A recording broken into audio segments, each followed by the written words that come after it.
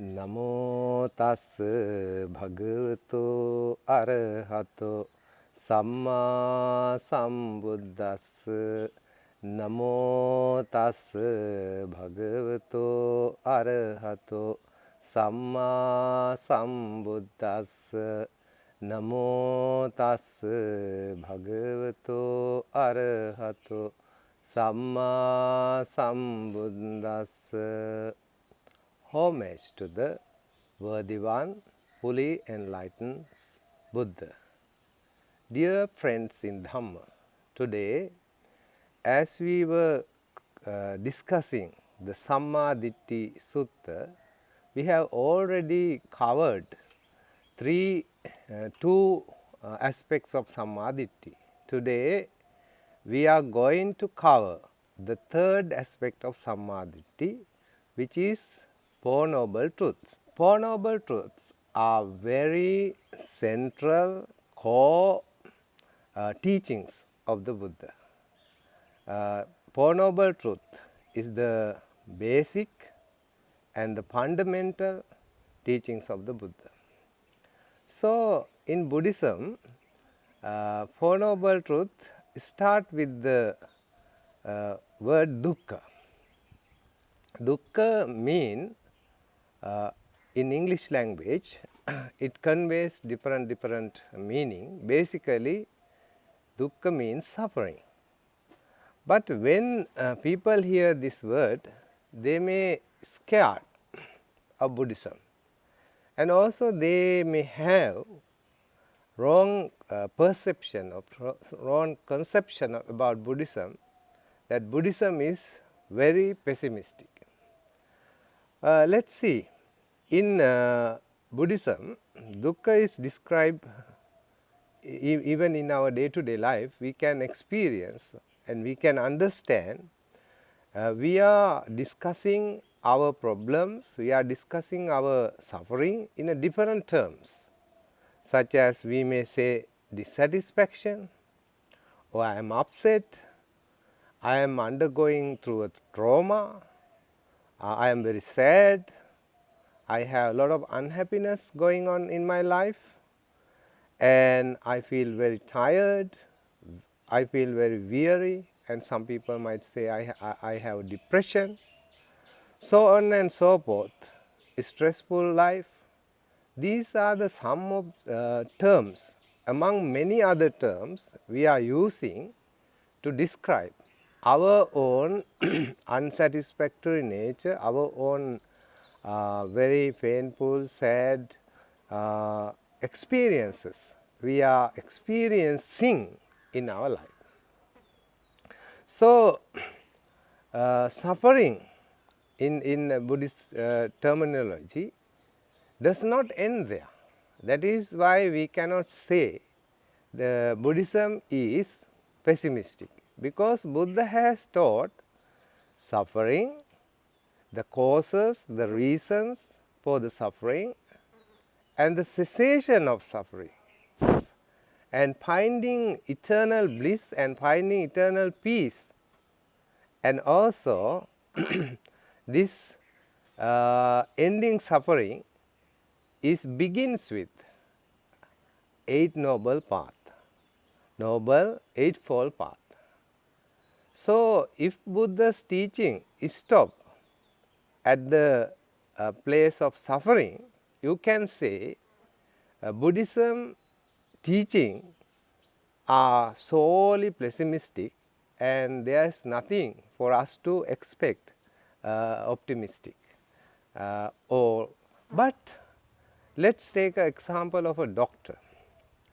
There is a physician doctor who who come to visit a patient, and when he visits this patient, he says to the patient, your sickness is so grave, it cannot be cured, and no matter how nice or very good medicine is given to you, you will not be recovered.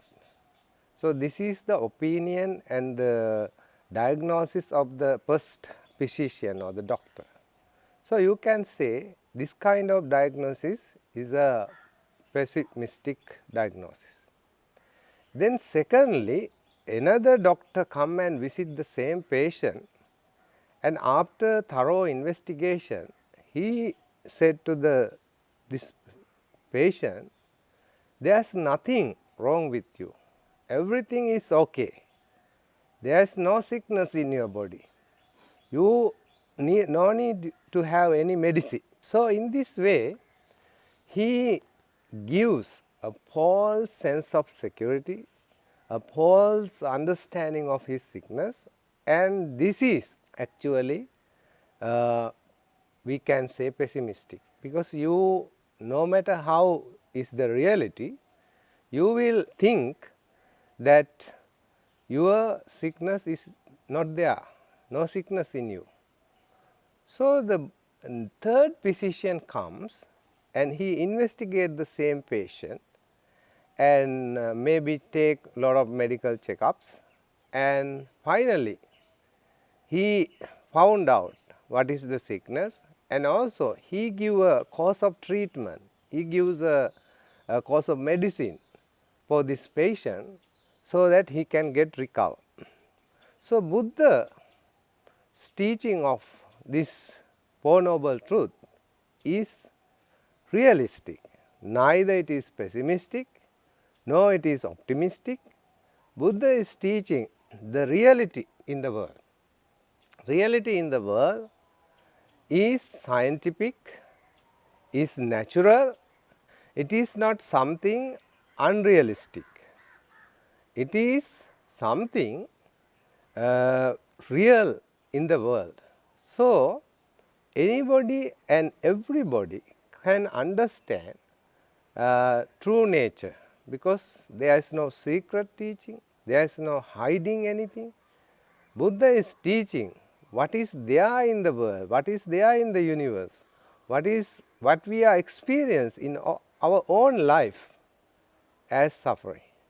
So apart from this suffering, Buddha says that birth is suffering. For example, when we are having a birth, we have to be in the mother's womb for 9 or 8 months, which is very painful, to stay in the mother's womb in the same posture without movement for the fetus. So it's not a very pleasant experience. And also the coming out of the womb, this process also very painful. Therefore, birth is suffering. And also once you are born into this world, you have to get injections, you have to get this treatment, that treatment. We have to undergo all heat, cold, and all many kinds of other exams and all other experiences in order to survive in this world. Then not only that, we are undergoing so many sicknesses in our life. So this is also suffering.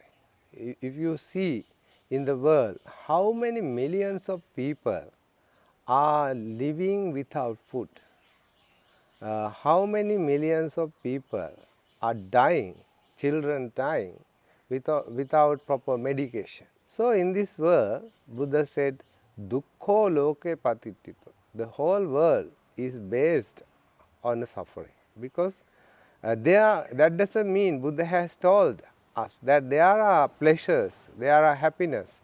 When you have a family life, there is happiness. When you have possessions, wealth, there is happiness. And also when you are healthy, there is happiness.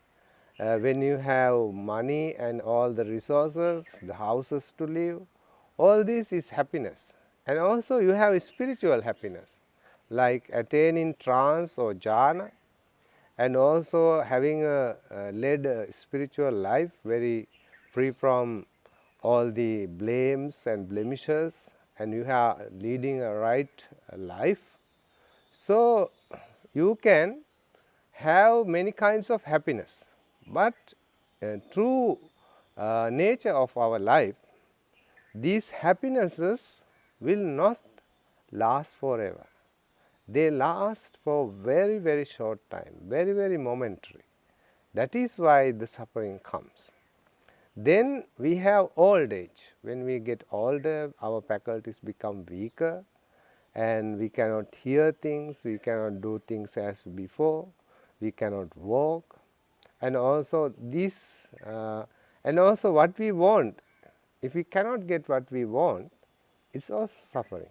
We are longing for many other things, many things, but we might not get. And also, when we have to associate it with unloved one, in an office or in our home, we have to live together with a person who is very unpleasant and unassociable. It's a suffering.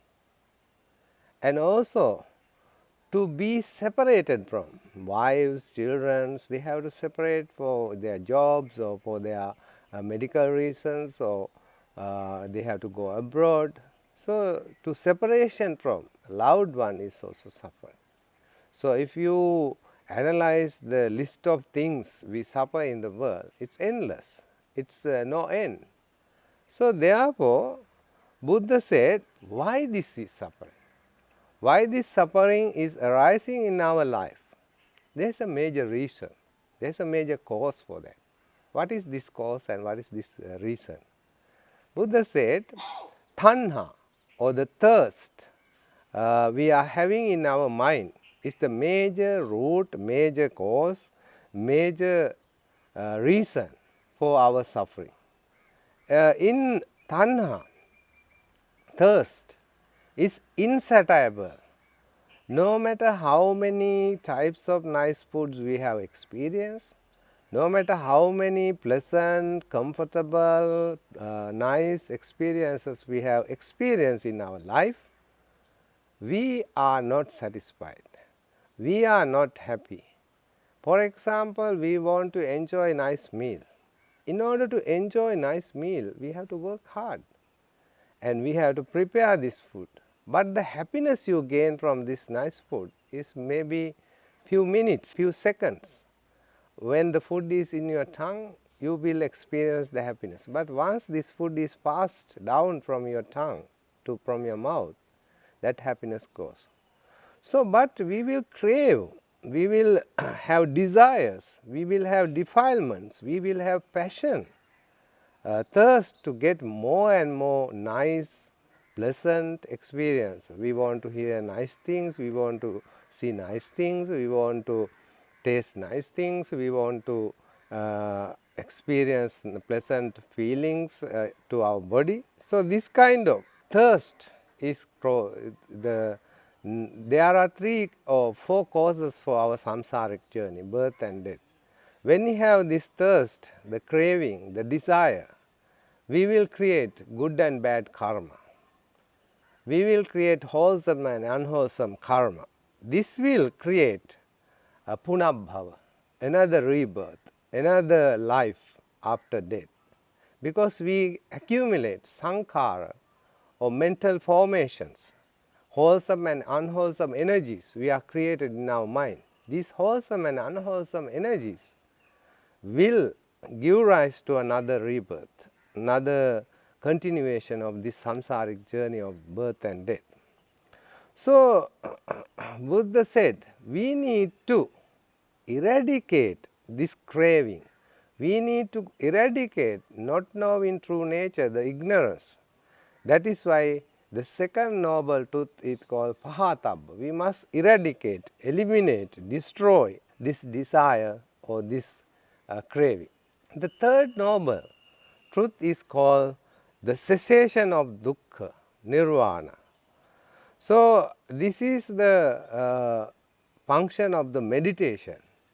Through meditation, we can eradicate this craving. We can eradicate this suffering through meditation. In Satipatthana Sutta, Buddha has explained many types of meditation, including meditation on breathing, meditation on daily activities such as walking, eating, whatever. We can make a meditation. And also thoughts process. We can focus on our meditation and thought process, how the craving arising and how this craving subsists and sustain in our mind and how it fades away. So, the second noble truth is the thirst, the craving, trishna, and we have to get rid of this trishna in order to reach the supreme bliss of Nibbana, or ultimate samnum bonum, or ultimate peace. Because when we have this insatiable trishna, craving, we want more and more. That creates more fire. In Aditta Pariyaya Sutta, Buddha said, eye is on fire, the ear is on fire, the nose is on fire, and the mouth is on fire. What is this fire Buddha is referring to? What is this fire which is going in our mind all the time? When we have desires, when we have, let's say we have seen something nice, beautiful, then we want to have this nice thing, beautiful thing in our life. Then we have this craving. When we have this craving, the raga, the desire, the internal desires that is there in our mind will continue to burn inside. That's why Buddha said fire is outside, fire is inside. The third noble truth is called cessation of dukkha, nirvana. Ni-vana, ni means no, vana means trishna. When there is no trishna, we have three kinds of trishna: kama tanha, the desire for sensual desire, pleasures; then the bhava tanha, the desire for to be becoming, rebecoming, rebirth; and the vibhava tanha, rejection of pain and rejection of rebirth. These three types of desires will create rebirth. So we have to realize nirvana. In order to realize, Buddha has taught us the path to nirvana. So the path to nirvana is open to everybody.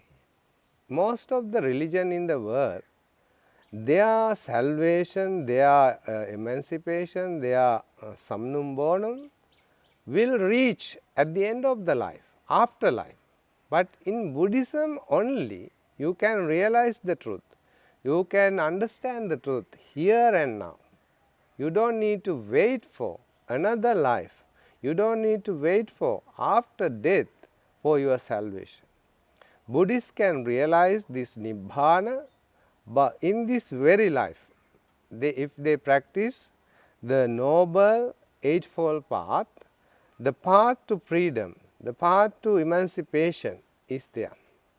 The path to freedom, path to emancipation, the path to realization of Nibbana is within yourself. Nobody can give it to you. You have to practice it yourself. You have to realize by yourself. Buddha will teach you the way, the method, the teachings that can be used to get rid of suffering. So what is the eightfold path? It is Pali, it is said Samma Ditti, Samma Sankappa, Samma Vacha, Samma Kammanta, Samma Ajiva, Samma Vayama, Samma Sati, Samma Samadhi. So this path is right view. In order to reach the Nibbana, we need to have right framework of mind, so that we will know what is wholesome, what is unwholesome, what we should do and what we shouldn't do. So when we have this right view, that noble eightfold path can be useful, can be used and utilized to realize the truth, that we come to right view. Then Samma Sankappa, right understanding. We must have right intentions. Avyapada, avihimsa, all this avyapada means our mind is free from greed, hatred. Our mind is free from anger. Our mind is free from delusion. Our mind is free from hatred. All these right intentions, when we entertain, we can develop a positive mind towards Nibbana. Then when we are speaking, we must speak the right speech, which is free from lies, which is free from slander, which is free from divisive speech, which is free from gossip and useless talk. So our speech become very meaningful, pleasant, and truthful and reliable, and people can rely on us for our behavior, and for our trust can be increased. Samma Kammanta, right action. When we living our livelihood, we must not sell weapons, we must not sell intoxicating drinks and drugs, we must not sell meats and all the other meat products. So this way we are leading a harmless, a very innocent life, very good life for all the other beings. So one aspect of this Noble Eightfold Path is the compassion. So compassion and the wisdom go together in this Eight Noble Path. If there is no compassion, kindness, and only wisdom, then that's why the people, the scientists can produce atomic bombs to kill millions of people, because they don't have compassion. So human life to flourish, there must be compassion and wisdom. So then the right effort is making effort to not to do bad things, and not to create new bad things or unwholesome things, and stop unwholesome actions you are already continuing, and create wholesome actions. So this is 4 types of right efforts. Then in order to get out of this samsaric life, this suffering, Buddha has explained that we must develop right mindfulness, that is meditation. And when you develop right mindfulness, your mind becomes concentrated. So this Noble Eightfold Path is divided into Sila, Samadhi, Panya. So this Noble Eightfold Path is based on virtues and the concentration of mind. These 2 factors will lead to the wisdom. So the culmination, the total understanding of the our true nature will come when you complete these all aspects of the life for Eight Noble Path. So dear friends, today we discussed that Eight Noble Path is the path to freedom, path to emancipation. And when we have true understanding of Four Noble Truth, then we can have right view, right understand, Samma Ditti. So hope to see you again in another episode with the Samma Ditti Sutta. May the Buddha, Dhamma and Sangha bless you, guide you and protect you.